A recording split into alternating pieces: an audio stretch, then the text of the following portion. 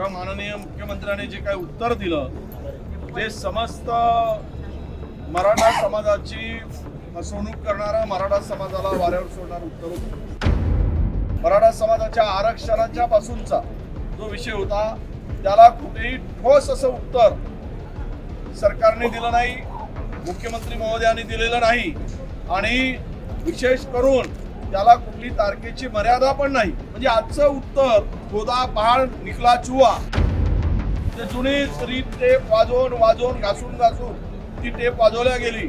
OBC Kunbi certificate देण्याचं प्रमाण जे आहे ते किती आहे, त्याची आकडेवारी त्यांनी आतापर्यंत किती कुणबीचं सर्टिफिकेट दिली त्याबद्दलही त्यांनी भाष्य केलं नाही. ज्या ओबीसी समाजाच्या भावना आहेत त्याबद्दलही त्यांनी कोणतं भाष्य केलं नाही. पुन्हा एकदा नवीन मृगजळ दाखवू नका. सरकारला संपूर्ण अधिकार आहे. ज्या प्रकारे आमच्या सरकारने अध्यादेश काढून कायदा केला होता तशा प्रकारे तुम्हाला या देखील परवा देखील विशेष अधिवेशन बोलवता येईल, तुम्हाला जानेवारीमध्ये विशेष अधिवेशन बोलवता येईल. पण अधिवेशन बोलवायची गरज नाही.